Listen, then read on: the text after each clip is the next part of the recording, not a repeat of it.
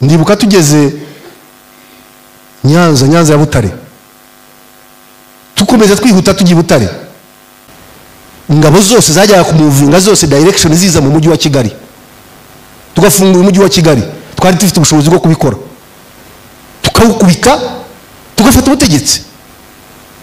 Ariko mission ya Fande yari ugutabara abanyarwanda bicwaga. Mwiruke mugana twese twagendera ku mabwiriza. Ntabwo umugabo yari yamaga, ntabwo yaruhukaga umunota n'umwe. Icyombo buri mwanya na telefone zabagaho, ariko icyombo buri mwanya cya message za Fande zabaga zisimburana ku kanya. Waba ukigana hanga akakubwira ati mbonye message irukanka noneho uganirwa magana. Nano ukigirwa magana akakubwira ati ahubwo mugani ka Rubamba. Waba ukigirwa, ubwo navuga giye mu bishe byo twaciyemo. Byo byose kwari kurwana n'abajenosideri kugira ngo arebe ko hari icyo yaramira muri iki gihugu. Ingengabitekerezo, hari ibintu twagiraga mu ishyamba nimugoroba twitaga bipindi bya utamaduni. Bipindi bya utamaduni nimugoroba twaruhutse, abasirikare barapiye, twareririmbaga tugakina, noneho abapolitisi nk'aba bakaza bakatwigisha amateka, bakatwigisha amateka. None abantu bakwigisha amateka nkatwe babana tutakuri mu matiku niki, kuvuga ngo numura kabye, bakakwigisha amateka ya Parimutu niki, ntabwo twabyumvaga. Ariko reka mbahe ingero zifatika. Tugeze dukuyemo ikigo cya Gabiro, tugeze Gatsibo hariya, umuntu atambuka cy'imbere yiruka, umwana w'umusirikare yibeshya ko ari haduye, ararasa, arashe dusangana umudamu isasu ryamufashe nk'aha ngaha riti. None wa musirikare namukubita cyane, nabwo Fande ati numurasha accident, ari nabwo nabimenye ko ari umusivili. Ariko arangira ngo atereka Fande ati urangubita utya, ati ngewe uzi ko naba n'uyu nguyu umurasha accident kandi abayeho, atari kuzi ko aho tujya nta muryango wanjye n'ubusange. Igisirikare kiri aho ngaho, wumva natwe imyaka twari turimo, iriya myaka ga ni mibi, myaka 28 ubu uri umusazi nawe. Igisirikare yavuga iki kintu kiginga gusa nta bwenge gifite iki, kira tundoke dukorukira duyi. Tugera ahantu hitwa Kiziguro, turwana kuva mu gitondo. Kiziguro hariya hari mu nzi z'abarundi, abo bantu bisha abantu bamaze abantu hariya Kiziguro. None ko twakaje ubwo impunzi zahunze zagiye, tuhasanga abasirikare bari Kiziguro, bahunze Gabiro. Uwitwa Colonel Nkundiye yaje operation headquarters yazishyize Kiziguro. Turwana kuva mu gitondo, kuva ngira ngo twatangiye kurwana nka saa 2, twabakura saa 12 za nimugoroba. Twabakura hariya mubona urwibutso rwa Kiziguro, hirya y'umuhanda gutya uturuka ino ni ibumoso bw'umuhanda, uva mu Mutara ni iburyo bw'umuhanda. Hari akantu k'akazu noneho ko turwana, tuza twirukansa duca muri urwo buzu n'ubutoki, tugira ku kazu, hasimbukamo umwana w'umukobwa muto, afata umusirikare wacu, mufata ararumaranye, twabona umusazi. Ariko guka kamuruma afite amabere yenda guturika. Uko ari umusirikare niko avuza induru, mwanyece mwagapamwe, mwanyece umugabo, mwanyece umuryango. Umwana yasaze, turafata.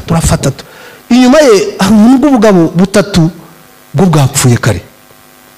Nubwo bukajya bwongorera bukatubwira ngo mutubabarire nimuduteme muturase. Nuko twagafashe uwa mwana ukuntu yafashe wa mukobwa n'abandi basirikare baramufasha. Inyuma yanjye hari umwana mwene wabo ngira ngo umukobwa yabonye. Amubonye wa musirikare aricara atangira kurira. Umukobwa agira ati atubona zambaraga acitse intege agiye hasi. Za mwana uyu ninde? Ati ni mushiki wanjye kwa data wacu. noneho dutangira kubaza babagabo batatu turabaza ati habaye iki hano? Bati baratwishe baratumaze, bati uyu mukobwa ejo bamwatse uruhinja rwe bata ku kizu fushira uruhinja, umuryango wa sebukwe wose bawumaze. Iki ukumva nyibisazi, ukumva ntabwo bishoboka. Hakore ko turi turwana aho ngaho ku kajagari k'intambara, kumva impumuro itameze neza. Hano se arahumura iki? Umwe muri abo ngabo aratubwira ati kiriya cyobo mureba hariya ruya rwibutsaho ruriya rwa Kiziguro, ati niho bajugunye abantu bose, ati batemaga bose n'abandi bazima, ati harimo n'abantu bazima. Dukomeza twirukanka turwana na Adui tujya Kiramuruzi, tubwira abasirikare bamwe muraraho mu gitondo muze kureba icyo cyobo. Kuko twamenye jenoside twikomereza turigendera. Mu gitondo cyaho Colonel Bagaba akajya duhamagara ati dukuyemo abantu bazima, dukuyemo 3, dukuyemo 4, dukuyemo 5. Ariko urumva nk'umuntu utabirimo ntabwo twabyumvaga. Afanda duha message aratubwira ati hari ahantu barimo kwica abatutsi benshi, ahantu hitwa Karubamba, muganeyo tujyayo.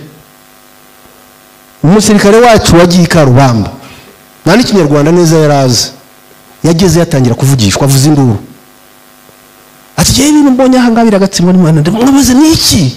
Ati ibintu mbonye biragatsimo n'Imana.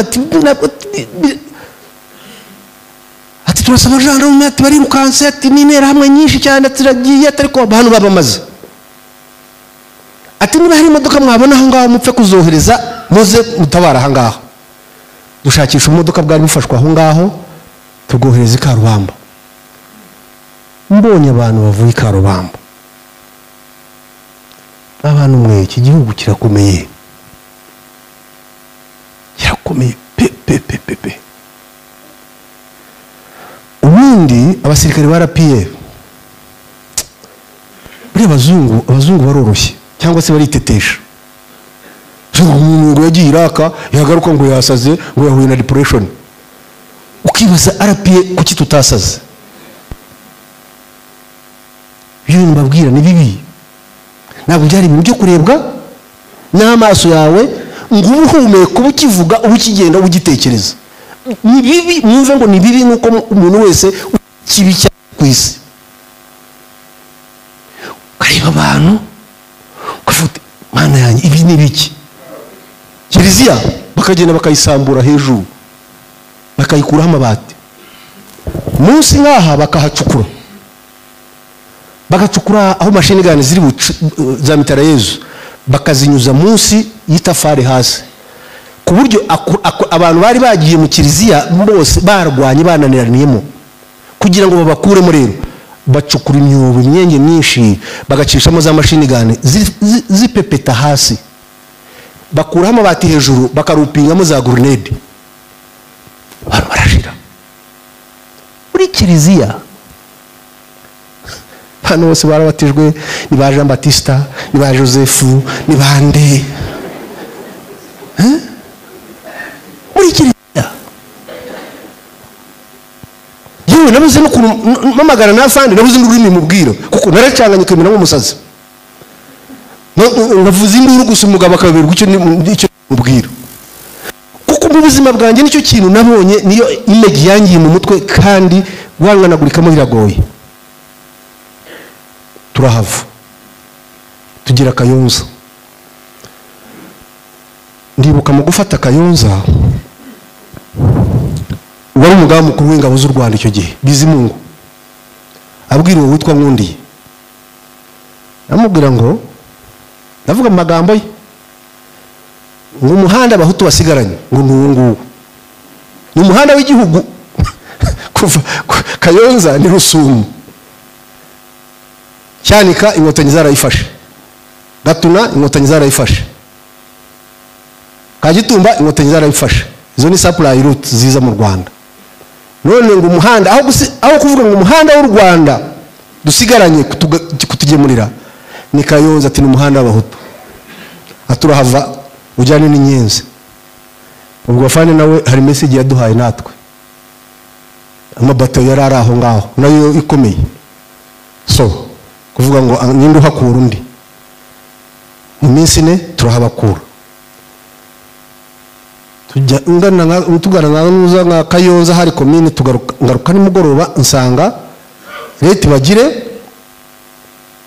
bari kuri paruwasi ya Mukarange uyu mugabo aricaye munsi y'igiti bagire yicaye munsi y'igiti arimo ararira yewe ngareba abantu baryamye mu mbuga ya paruwasi ya Mukarange benshi cyane benshi hejuru yabo hari umukobwa cyangwa se umudamu ngira ngo nibwo bari bakimara kumwica uri wambaye ikanzu ya zebra umunini mwiza ariwe nundi bashyize hejuru y'abandi bose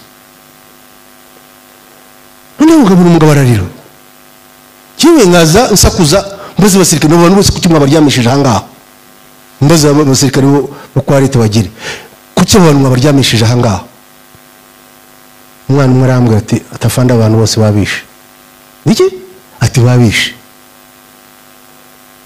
imigi ya Karubamba noneho imigi ya Mukarange yo umutwe wangirikira kimwe kwibaza iki gihugu kiri mu bantu ki noneho ukatangira kwibaza ngo ariko iki nicyo gihugu cyacu twabwiwe cy'amata n'ubuki kuko ababyeyi bacu bagiye batubwira ngo u Rwanda ngo rutemba amata n'ubuki iki nicyo gihugu twabwiwe iki nicyo gihugu ni hesha ariko bikamfataho habiri aho rero yihanyiritse ubugome iyi jenoside yateguranywe bwari bubi Imana yagomba guhemba iki gihugu ikagihemba umuyobozi nk'afande ugomba gufata biriya byemezo yafashe kuko iyo tugira umuyobozi ujenjeka nyamuneka abantu bari bafite umujinya abantu barakina n'ibintu kuvuga nkamenya ngo doradorome ngo isi ngo irahari isi se iyo se ntabwo yari hari abandi bicwa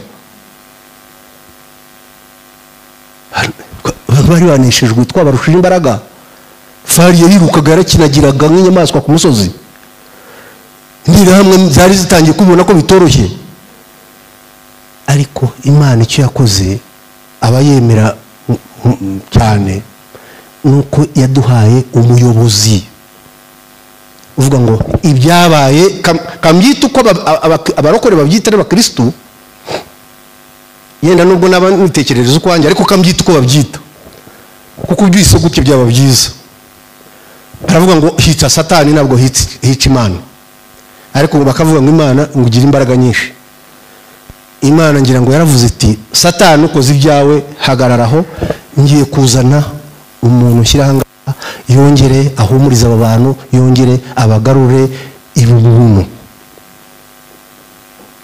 mugabo arahagarara fata icyemezo aravuga ati urikora wese arabizira kandi koko sika benshi babikoze barabizize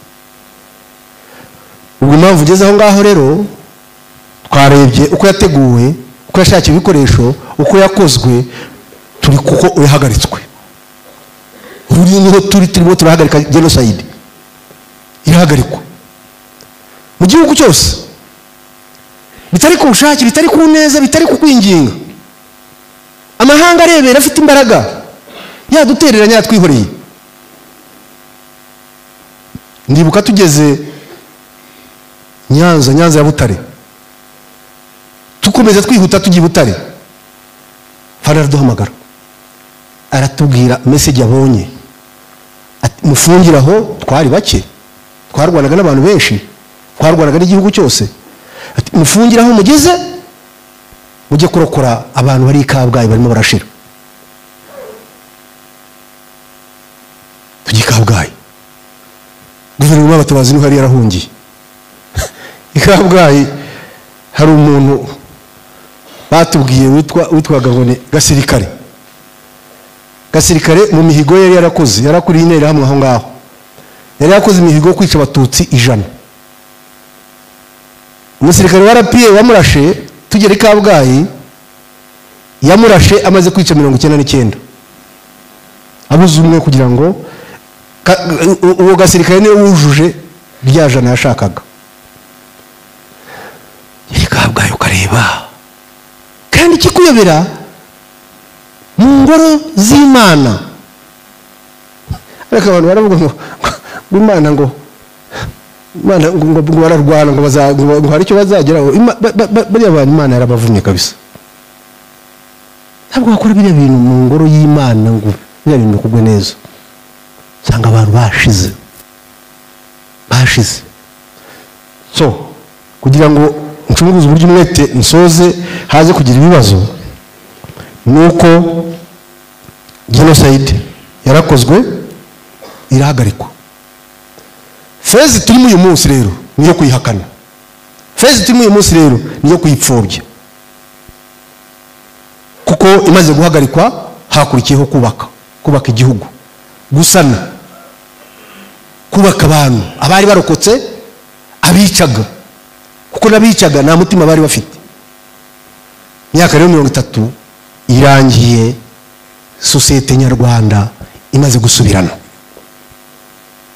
Nicyo cyizere dufite ko genocide rwose ibyabaye byose byatubayeho byose, dufite icyizere ko iki gihugu ari igihugu kizima kandi cyiza. Nyuma yaho hakurikiye abacengezi. Niba mwibuka neza, hari aka audio kigeze, ka video kigeze gucaho, abacengezi bari ahantu hitwa Kamanyora bitoza bambaye mashara n'ibindi, ndetse haririmbwa n'indirimbo yavuze ngo rwigero runsubize. Ako kanya ngo bagomba kugaruka bakaza gukomeza genocide. Ariko fandi yarababwiye, niba mwibuka, hari imirongo yajyaga ducira kera. Mwese twese twabaye abana, twajyaga dukina, keretse abasirimu b'iki gihe. Abana bacu bavukira mu mujyi nibo batazi ibyo, ariko umuntu wese wavukiye mu cyaro, kandi majority bari aha mwavukiye mu cyaro, ari imirongo yindi twajyaga duca, renga ngumene. So kuva muri 94 bagumye kuri renga, aho bagumye hugaho. Nabwo hariya kuri uriya murongo utukura wafanda akunda kuvuga, ntabwo bigeze bawutambuka. Kurinda uwo murongo rero icyo byafashije mwebwe bato mukaba mwicaye hano uyu munsi mutanga umusanzu ku gihugu cyanyu, mukaba mwarabyariye u Rwanda. Kurinda uwo murongo byaduhaye kuba namwe aho mumaze kugera, mumaze kuba abantu basishoza, bareba, bazi ukuri. Uwo murongo rero cyakeneye kuwurinda kugira ngo namwe abo mubyara, kuko twebwe ubu cyiciro cyacu nicyo kurindwa. Muzi ko mu Kinyarwanda abaho ndinda dawe ndinda mwana. Ubu twebwe kigero tugezemo no kubabwira ngo ndinda mwana, muturinde sasa, kandi kuturinda no kurinda wa murongo. Ariko ni mutawurinda, tuzakuroringa dukambakambe tuwirindire. Abangaba terabwoba gusa. Jo bundi afande arababwiye ngo ni za balloon, ngo you just need nuzuga tumuraho bigapfumuka. Ibigambo byo kujya guhuragura ibiganiro, turaje tugiye gufata u Rwanda so rufata ni ihene. Iki gihugu kikiyo n'afande iki hari abakibeshyaho, bazakibaza babigerageje, bacengeze bari bafite imbaraga, bafata Gisenyi bagera hano ku kirenge aha ngaha, ntabwo mubyibuka. Ariko cyabakubise ntabwo bakize, kandi icyo gihe twari tugikoresha ingufu gusa. Kajya kugushaka imbunda, ukajya kuringa, kwereka duyi wari hari. Ariko ibigezweho uyereka yo gusika kwereka uti aha ngaha nta duyi, wowe ukarekura gusa, ibipfa bigapfa. Igihugu ntigikinishwa. Icyo gihe cy'abacengeza abantu hano mu mujyi wa Kigali, ndibuka icyo gihe abantu ugasanga baranywa champagne, abandi ntabwo bava mu muhanda. Ariko abantu ko batava mu muhanda ngo twafashe igihugu, ariko zije igihugu no kugifatwa. Abacengezi bavuze ko bamaze kwirukanka, abantu barongera bava mu muhanda, ibintu birongera biratungana. So iyi phase rero turimo, izi zindi zose twaziciyemo, ni phase ya denial, yo gupfobya. Iyi rero ni mwebwe mukwiye kuyirwana, ni mwebwe mukwiye kuyirwana. hari amagambo afande yavuze ashyingura bajize jenoside yakorewe Abatutsi. Ryambere niba yarivugiye mwurire, niba ari Rukumberi hamwe muri aho sinibuka, ariko hari ahantu yavuze ko iyi si nta mbabazi igira. Iyi si tubamo nta mbabazi igira. Waba ukunda umwe muri abo bayobozi, waba ukunda, waba unyanga, ariko ufite inshingano z'iki gihugu, kandi inshingano z'iki gihugu ni uko dutekana. Nimagininge iki gihugu cyongeye kikagira umutekano muke, buri muntu wese akabona urwaho undi haba iki, bakubona urwaho. Ndakuzi ko waniciye, wamariye umuryango, ariko amategeko n'umutekano bitekanije iki gihugu bituma nagukoraho.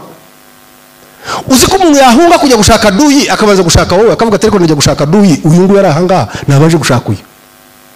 Ariko bira ko igihugu gitekanye uyu munsi nababitekereza mu nyungu ya buri umwe twese ko turi ahangaha rero kugira ngo nekane nawe utekane. Wari ushaka nubyuka mu gitondo ukambona uruma menyo ubugune ninde ruvuga uti kanirindira ishyano narireba muri iki gitondo rikanera icyaha urebiriye, ariko uraza kugenda bwire ubeho neza, bwongere buke ubeho neza. Ariko nundeba ukaza ushingikiye amenyo arashiramo, amenyo arashiramo. Muri rero iki gihugu mu kigumane, turwane n'aba bajenosideri bapfobya babaye benshi, nta nubwo ari benshi, ariko za social media bajyaho umuntu umwe akuraho abantu ukagira ngo ni ibitangaza byabaye. Yeze kubwirwa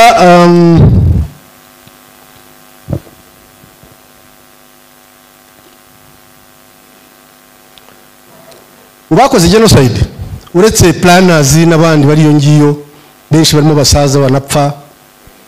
Kera ndibuka tukifata leta, hari umujenosideri umwe wavuze ngo umubare baraza gusaza bapfe, kandi ubwo bivugaga twebwe turi mu myaka ya 25 wafite imyaka 50. Ukibaza se uyu nguyu udutega iminsi twe nawe ninde uri waze gupfa? Yego n'umuto yarapfa, ariko wowe ufite imyaka 50, ufite 20 na ubu ngubu ugiye muri aba bana bari ahangaha imbere yanjye, wowe ufite imyaka 35, ugiye wowe ufite 60. Koko ubu Bibiliya noneho ngo ivuga ko myaka yagize 70.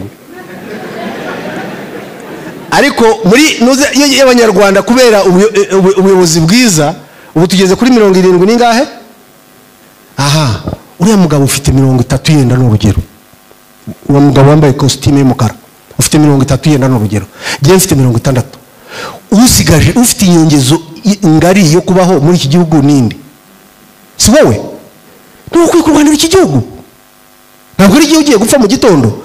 Giye shatse navuga nikasahura ibyanye n'ubundi sigaje igihe gitoya cyo kubaho nipfire. Ariko wowe uracyari umujyambere. Niyo mpamvu mugomba kurwanira iki gihugu mwebwe mutirebye ngo uyu ni runaka uyu ni runaka. Aba rero derere kuva yagenda muri 1994 n'ubu biracyahari. Kandi ikibazo cya FDLR ntabwo ari umubare baba batanu abicumi. Ikibazo cya FDLR ni ingengabitekerezo na ideology. Baba bicumi ya ideology iri poisoned niyo barimo kwigisha Abanyarwanda. Noneho bakagira n'abandi ubu bayinjiyemo noneho bayisupportinga. Kumva rwose abagabo hano i Burundi, kumva Kongo bayisupportinga cyane rwose. Ideology mubona hakurya za social media muzibaho, aho umusirikare w'igihugu hakurya muri DRC abaturage bafata umusirikare w'igihugu bakamutemagura bakamuteka bakamushyira mu isafuriya. Umusirikare w'igihugu bamuziza ngo isura y'ukwasa. Iyo nanjye ngiyeyo bashobora kutandema bakavuga ati isura y'uyungwira. Ababandi no bafite za zindi zigeze zitya bafite ibyago hariya. Izi kubona muri media n'umusirikare emeja ari kumwe n'abagenzi be mu modoka, ngira ngo yari na medical assistant. Meja zina ndaryibuka no mutwe Major Kaminzobe. Ari kumwe n'abagenzi be mu modoka. Emeja w'igihugu. Mwumve ideology ahiberambe.